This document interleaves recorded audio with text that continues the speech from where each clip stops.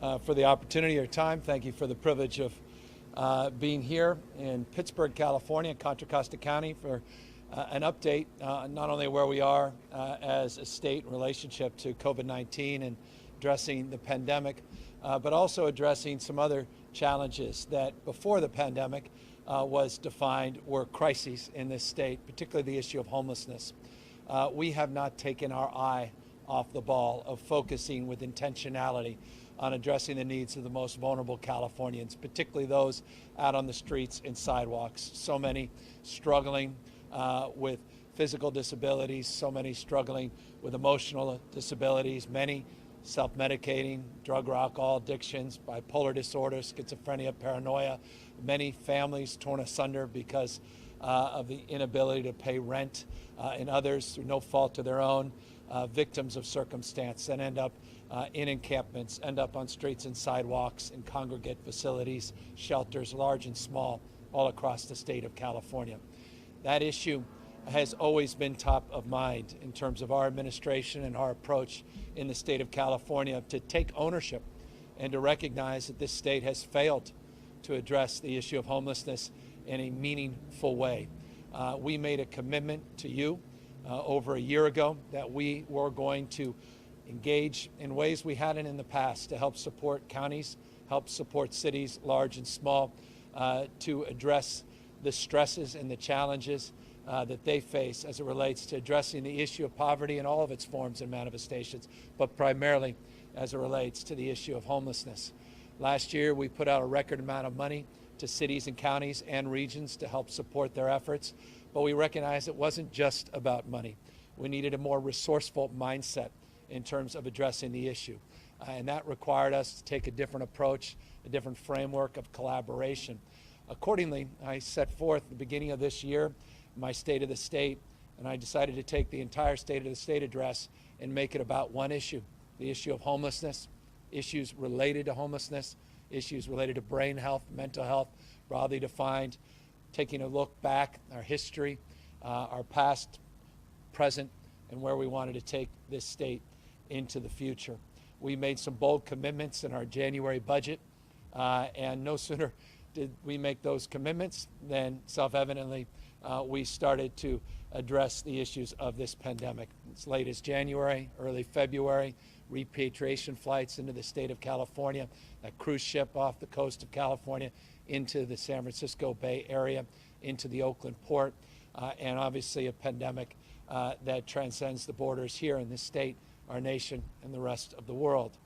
Nonetheless, we worked very collaboratively over the course of the last number of months through this crisis to, again, focus with intention on the needs of our most vulnerable Californians. And despite all those headwinds, despite all those changing circumstances, we were resolved and we were committed to figuring out a different strategy, a new way to actually produce real results. I've long said the future is not just something to experience, it's something to manifest. It's our decisions, not conditions, that determine our fate, our future. So we resolved to make new decisions based on changing conditions, and we originated a program, first of its kind, first in the nation. We referred to it as Project Roomkey. It was a simple idea, working with our federal partners, working with FEMA primarily, to address our approach to this pandemic. We recognized we needed to do much more to address our most vulnerable Californians that were out in these congregate facilities, out on the streets, sidewalks, and in large encampments all across the state. The prospect of the spread of this disease, the prospect that this disease would spread to people with underlying health conditions, self-evidently presented itself as an opportunity, but also as a challenge for this state.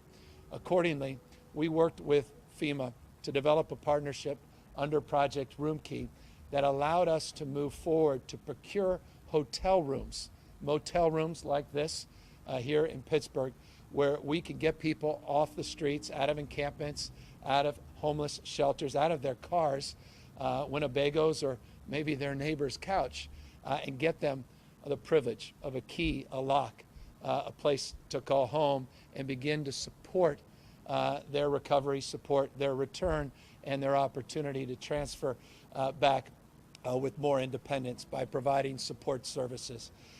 Project Roomkey was born just a few months ago, remarkably, just in April.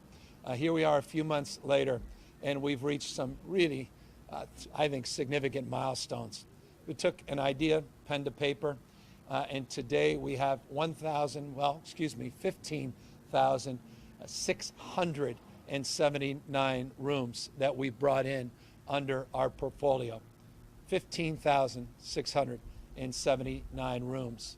We estimate 14,200 individuals. Again, the numbers are, forgive me for stumbling over the numbers, I couldn't be more proud of an effort just in a few months to get 14,200 individuals off the streets, out of encampments, and into units like this. 85% of the occupancy for the units that we've set aside for asymptomatic, high-risk, homeless individuals are now occupied.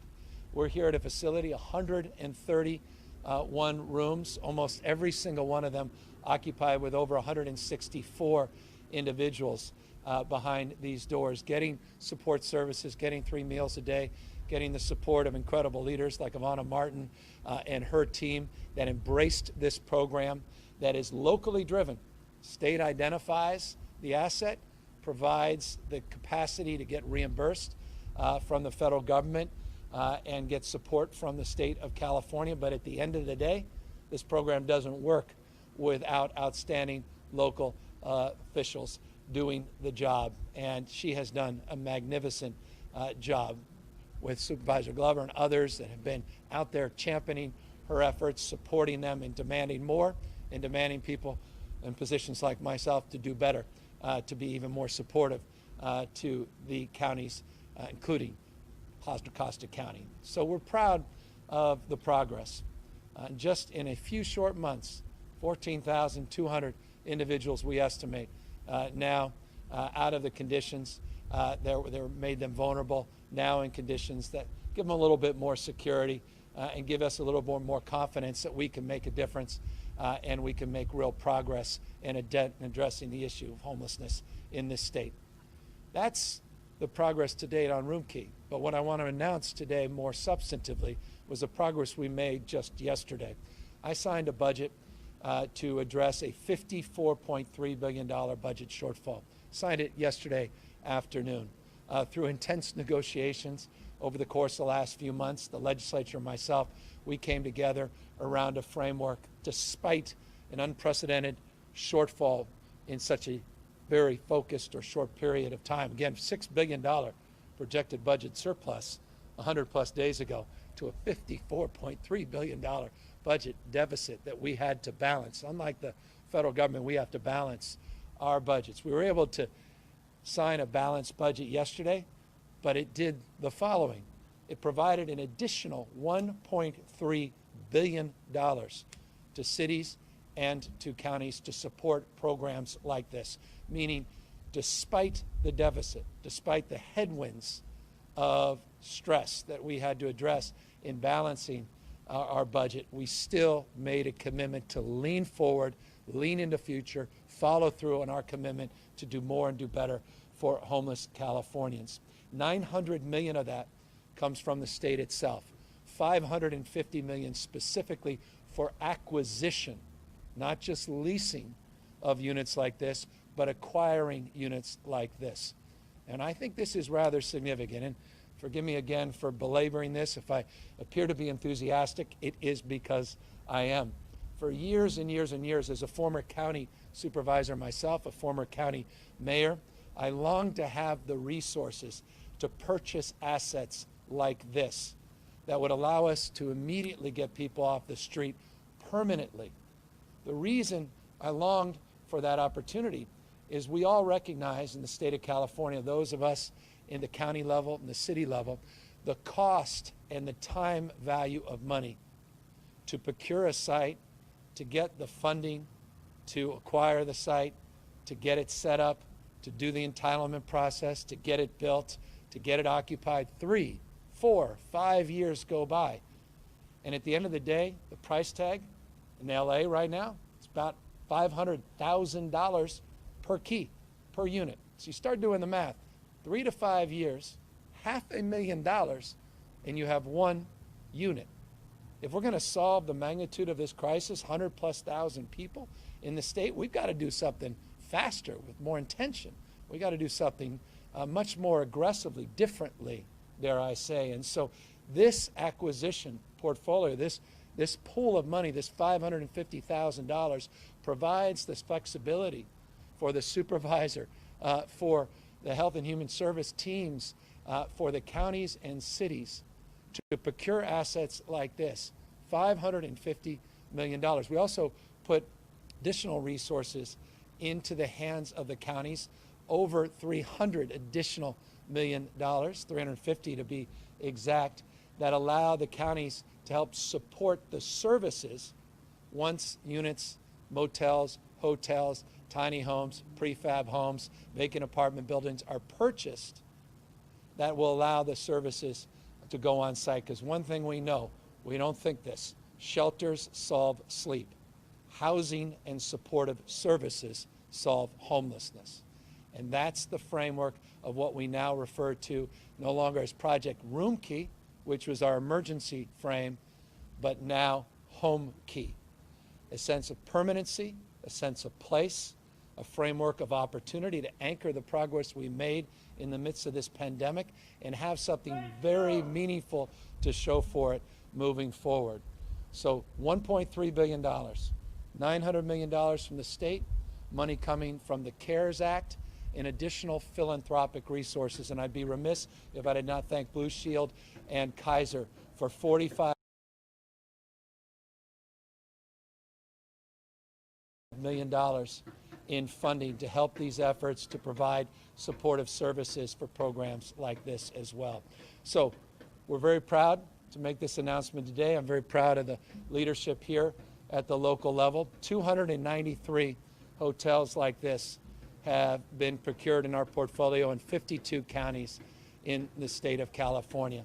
Again, 15,679 rooms, over 14,000 individuals now with a dignity of place to call home, and a program that is not permanent, Project Roomkey, but continues to be extended on a month-to-month basis through this crisis. And we have no expectation that FEMA will walk away from their commitments anytime soon. I'd be remiss, by the way, if I didn't thank Bob Fenton of FEMA, who's just been an extraordinary leader, the regional director of FEMA, whose ingenuity, his entrepreneurial spirit, you talk about the good ones in government, this is one of the best.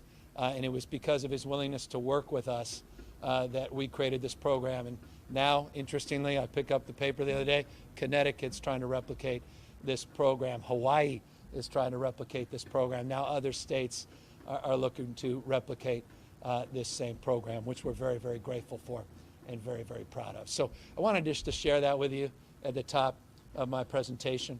But as always, the purpose perhaps for you tuning in to this presentation was to hear the updates on where we are as a state related to COVID-19, total number of positive cases, total number of hospitalized, total number of ICU cases. So let me briefly just update you on the current numbers in this state. In the last 24 hours, we had 6,367 individuals, 6,367 individuals that tested positive for COVID-19. We have seen an increase of the total number of positive cases rather consistently over the course of the last 2 weeks here in the state of California. In particular, concern is the issue of the number of hospitalizations and the number of ICU patients in this state. Hospitalizations yesterday increased some 6.3%. Number of ICU patients increased 4.3%. I referenced the 6.3% and the 4.3%. Yesterday, I noted that over a 14-day period, we've seen a 43% increase in total hospitalizations in the state, a 37% increase over a 2-week period in total number of ICU patients. So we're seeing an increase, a steady increase in not only total number of positive cases, but total number of hospitalized patients and total number of patients in our ICUs. Accordingly, we showed a slide yesterday, and I want to reinforce it again here today. We had a 4.4% positivity rate in this state 2 weeks ago. Remember, positivity rate is the total number of people tested and the total number, or rather percentage of people that tested positive. Our positivity rate 2 weeks ago was 4.4% over a 14-day period. Today, it's 5.6% over a 14-day period. When you look just at the last 7 days, it's increased to 5.9%. So that's a point of caution, point of consideration, and obviously a point of concern. That led to the decisions we made over the weekend as it relates to shutting down bars in those areas of the state where we've seen an increase in the total spread of the virus, particularly community spread. We've also now included some 19 counties on our watch list. In full disclosure, it's likely to see an additional 4 counties on the watch list in the next 24 hours. I want to make this clear and preview. Tomorrow we'll be making some additional announcements on efforts to use that dimmer switch that we've referred to and begin to toggle back on our stay-at-home order and tighten things up. The framework for us is this: if you're not going to stay home and you're not going to wear masks in public, we have to enforce, and we will, and we'll be making announcements on enforcement tomorrow. But we also have to recognize that the spread when you're not at home in indoor facilities is much more probable than in outdoor settings. And so we'll be looking at a lot of the current stay-at-home orders, or rather we'll start looking at the health orders and health directives in the counties in relationship to indoor versus outdoor activities. As I said, that will come tomorrow. So again, please be vigilant. Please wear face coverings. Please practice physical distancing. I cannot say it enough. I said it last week. I said it yesterday. I'll say it again. We've got 4th of July weekend coming up.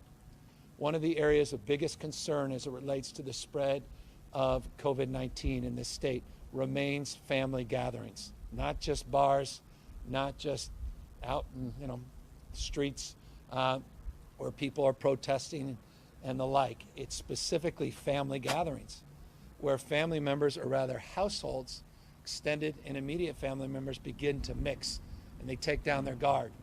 They may walk into that barbecue with masks on. They may put the cooler down.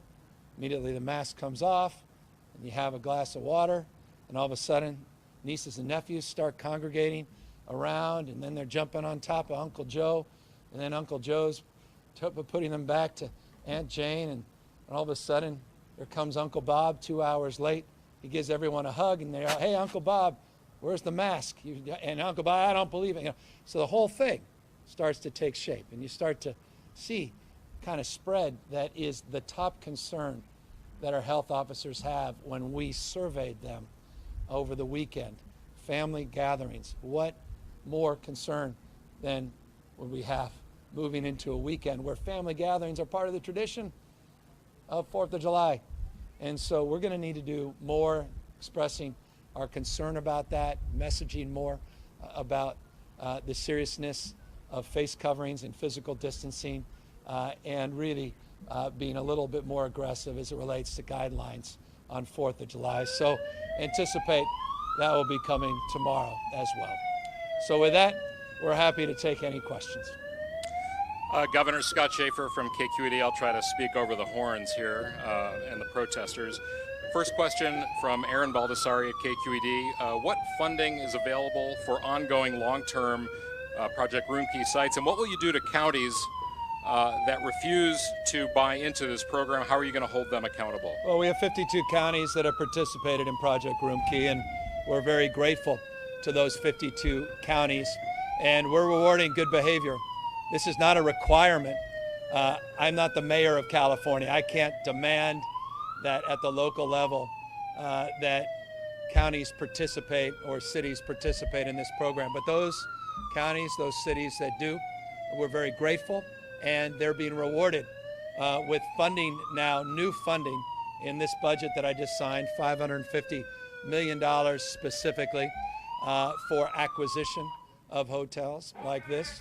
In addition to that, we're doing a lot more to provide ongoing support services. Again, $1.3 billion that is being made available in the next year. Governor, Matt Levin from Cal Matters asks, experts warn of a looming eviction wave that could make thousands more Californians homeless. Once the state of emergency ends, no state law currently protects renters from being evicted for non-payment of rent during the pandemic. Do you support prohibiting evictions for non-payment of rent during the pandemic? Yeah, but look, I extended an executive order in this space. That executive order also provided clarification, provided clarity for counties that would allow them to go further than even the state moratorium on eviction. Difficult and challenging opportunity to express a more comprehensive response with some of the activities in the past. Look forward to following more fully up on that question.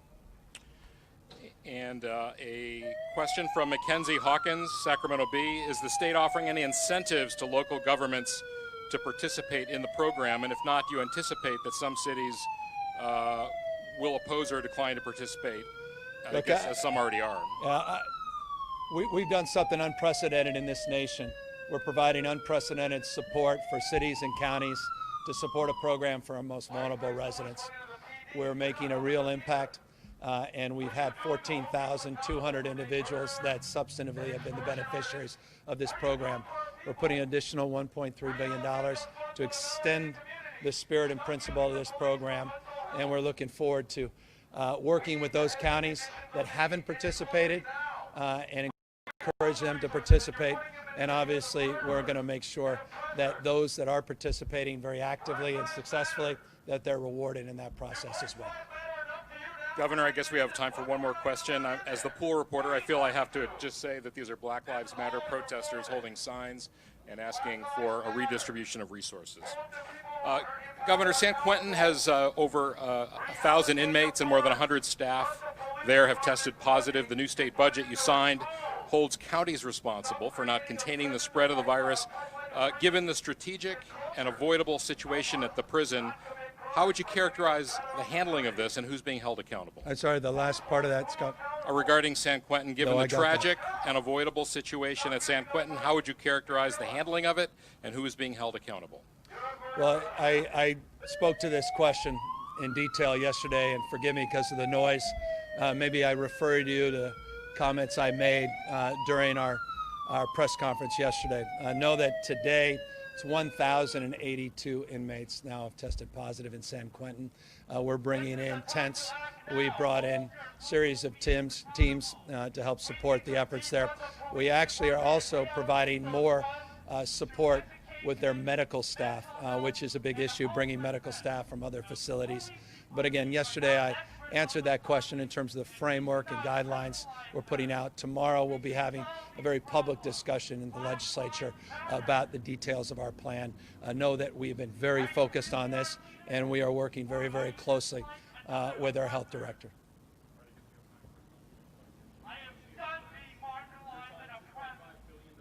County money to enforcement of state guidance in the mask order. What criteria are you looking at to determine adequate enforcement?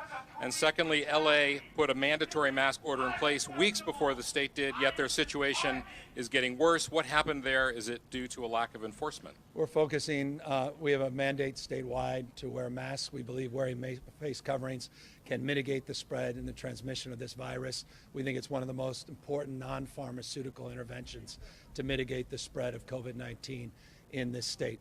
As I said just a moment ago on top of my remarks, we'll be doing more to focus on enforcement in this state. Enforcement comes in many different shapes, meaning primarily it's local enforcement, but also we have, and I've mentioned this yesterday and in prior public comments, we have conditioned $2.5 billion in our state budget on applying the spirit and the letter of the law as it relates to health directives at the county level.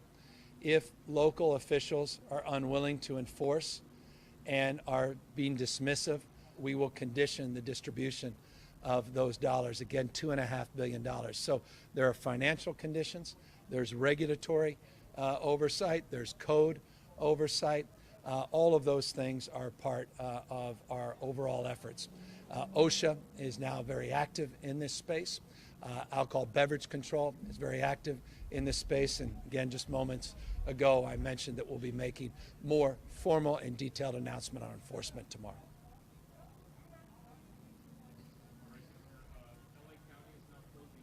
on the 4th of July? Are you considering something similar statewide? Yeah, so as I just mentioned at the top of my remarks, tomorrow we will be making new announcements. I specifically referenced the concerns around 4th of July, family gatherings related to 4th of July more broadly, even beyond just 4th of July. And obviously, we are looking at issues of transmission and community spread throughout sectors in our economy, not least of which issues around concerns with activities coming up this weekend. Look, there are a lot of activities around here, which is good, and I'm grateful for the energy and the spirit that brings people out to events like this. I'm grateful, as always, for those that want to raise the alarm bells of concern about a lot of causes we all hold dear. But again, the cause that brought us here today is a deep commitment to address the needs of the most vulnerable Californians, are homeless. And I could not be more proud and privileged to have signed a budget yesterday that fulfills a commitment that we made to continue to make historic investments despite the headwinds of budgetary constraints, and continue to process programs that we think are really making a difference in people's lives. Project Homekey is one of them, or Roomkey, now referred to as Project Homekey, moving forward with a sense of more permanency. As always, we encourage you to wear face coverings, practice physical distancing, and continue to do your best to meet this moment head on. I want to just close by saying this. We bent the curve in the state of California once. We will bend the curve again. Mark my word. We will crush this pandemic. We will annihilate it. We'll get past this, but we're going to have to be tougher, and we're going to have to approach.